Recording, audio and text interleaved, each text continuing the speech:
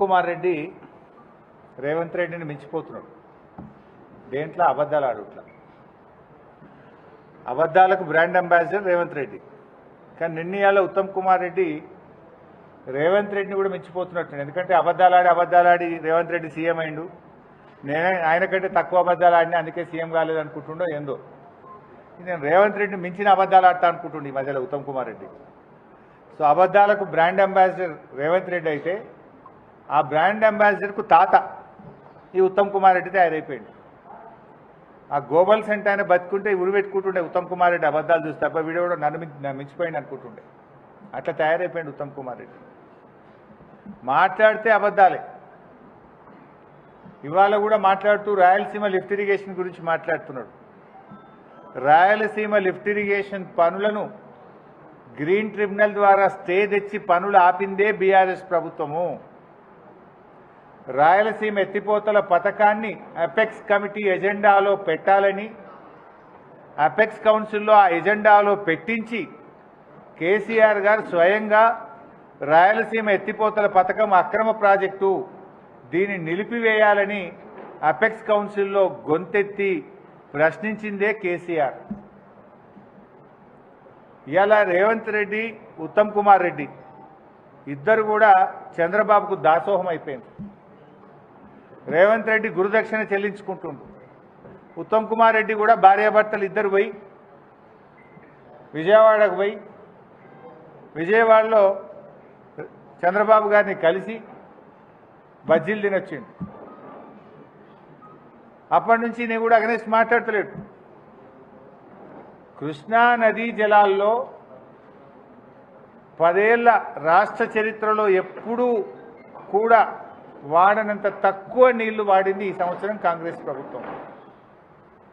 కిందికి నీళ్ళు వదిలింది. మొత్తం ఆంధ్రాకు దాసోహం చేసి ఖమ్మం, నల్లగొండ, మహబూబ్ నగర్ జిల్లాల్లో పంటలు ఎండబెట్టింది కాంగ్రెస్ ప్రభుత్వం. క్రాప్ హాలిడే ప్రకటించింది కాంగ్రెస్ ప్రభుత్వం. ఈ సంవత్సరం మనకు తాత్కాలిక కేటాయింపుల ప్రకారం ఇచ్చిన నీళ్ల కంటే 65 టీఎంసీల నీళ్లు తక్కువగా వాడిన చేతగాని దద్దమ్మ ప్రభుత్వం కాంగ్రెస్ ప్రభుత్వం. ఇలా 65 టీఎంసీలు తక్కువ వాడడం అంటే 6,50,000 ఎకరాలకు పంటకు నీళ్లు ఇవ్వకపోవడమే. ఉన్న హక్కును, ఉన్న తాత్కాలిక కేటాయింపుల్ని కూడా వాడుకోకుండా ఆంధ్రాకు నీళ్లు వదిలింది నువ్వు కాదా ఉత్తమ్ కుమార్ రెడ్డి? దీనికి ఎందుకో సమాధానం చెప్పవు. చెంపలేసుకొని ముక్కు నేలకు రాయి. 65 టీఎంసీల నీళ్లు మన హక్కును వినియోగించుకోలేని చేతగాంతనం నీది, ఫెయిల్యూర్ నీది. ఇవాళ గోదావరి బనకచెర్ల ప్రాజెక్టు మీద నిన్న ప్రెస్ వాళ్ళు అడిగితే మన ఉత్తమ్ కుమార్ రెడ్డి అంటుండే ఇంకా ప్రిపేర్ కాలే. వెనకట కేసీఆర్ గారు అసెంబ్లీలో ప్రజెంటేషన్ ఇచ్చిండు. అసెంబ్లీలో ప్రజెంటేషన్ ఇస్తే ఉత్తమ్ కుమార్ రెడ్డి లేచి అరే మేము ప్రిపేర్ అయ్యి రాలేదు అంటాడు. ఏది అసెంబ్లీలో మాట్లాడమంటే మైక్ ఇస్తే స్పీకర్ గారు నేను ప్రిపేర్ అయ్యి రాలేదని లేచిపోయింది ఆ రోజు అసెంబ్లీలోకి. నిన్న ఉత్తమ్ కుమార్ రెడ్డి గారిని గోదావరి బంకచెర్ల మీద ఏమవుతుంది అంటే ఇంకా నేను స్టడీ చేయలేదు, స్టడీ చేసి మాట్లాడుతా అంటాడు. నువ్వు నీటిపారుదల శాఖ మంత్రివా ఏంటిది? నువ్వు స్టడీ చేయకుండా ఉంటావు. స్టడీ చేయలేదంటే నువ్వు ఎంత బాధ్యత రహిత్యంగా ఉన్నావు.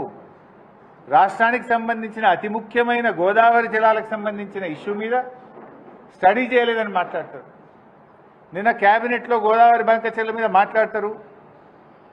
ఏదో గట్టిగా స్పందిస్తారని మేము ఆశించినాం. టైం దొరకలేదట. నెక్స్ట్ మీటింగ్లో మాట్లాడతారట.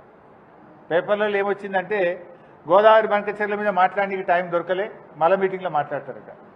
అంటే రాష్ట్రానికి సంబంధించి ఇంతకంటే ముఖ్యమైన అంశం ఇంకోటి ఉంటుందా? ఏం మాట్లాడిండ్రు 5 గంటలు?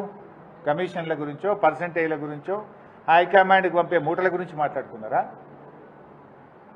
400 టీఎంసీల గోదావరి జలాలను అక్రమంగా ఆంధ్రప్రదేశ్ ఏ అనుమతులు లేకుండా తరలించకపోతుంటే గుడ్లప్పగించుకొని చూస్తారా? సుప్రీంకోర్టుకు పోయి ఆపే బాధ్యత లేదా?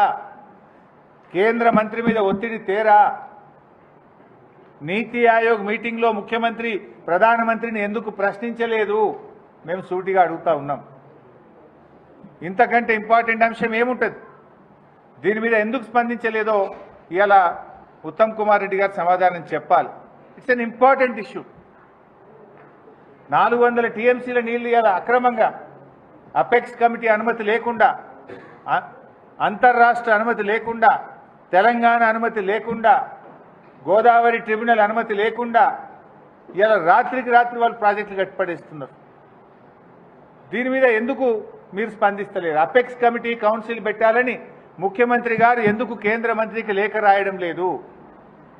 ఎందుకు ముఖ్యమంత్రి గారు మౌనంగా ఉంటున్నారు? చంద్రబాబు నాయుడు అంటే మీకు ఎందుకు లాగులు దడుస్తున్నాయి? చంద్రబాబు నాయుడిని ఎదిరించే దమ్ము సత్తా మీకు లేదా? అపెక్స్ కౌన్సిల్ మీటింగ్ పెట్టమని చెప్పి అడగరా మీరు? ఎందుకు సుప్రీంకోర్టుకు వెళ్ళరు? ఎందుకు ప్రధానమంత్రిని నీతి ఆయోగ్ మీటింగ్లో ప్రశ్నించరు అని మేము అడుగుతా ఉన్నాం.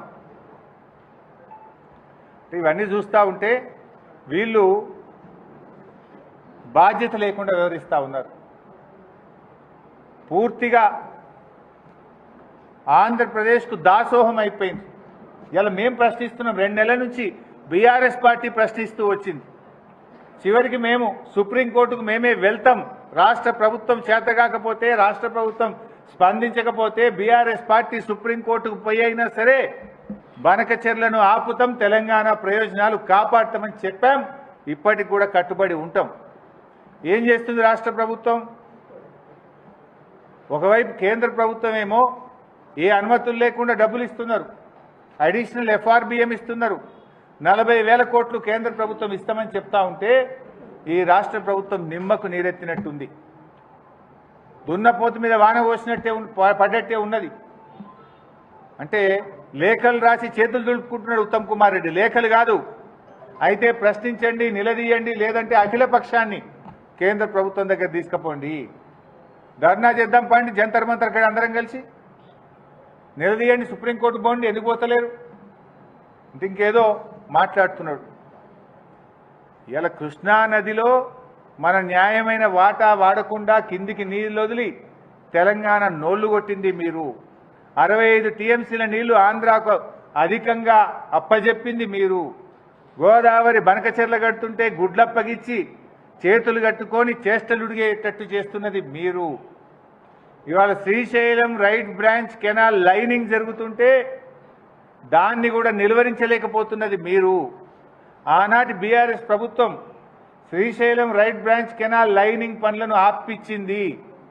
మేము ఆనాడు ఆపిచ్చినాం. ఇవాళ మీరు వచ్చి మళ్ళీ స్టార్ట్ చేపిస్తున్నారు. ఇవాళ లైనింగ్ పూర్తయితే రోజుకు 90,000 టీఎంసీల నీళ్లు పోతాయి. ఇవాళ తక్షణమే Srisailam right branch canal lining పనులను నిలిపివేయించాలి. ట్రిబ్యునల్ దృష్టికి, సిడబ్ల్యూసీ దృష్టికి, కేంద్ర ప్రభుత్వం దృష్టికి తీసుకెళ్లాలి. అవసరమైతే కోర్టుకు వెళ్లాలని మేము ప్రభుత్వాన్ని డిమాండ్ చేస్తూ ఉన్నాం.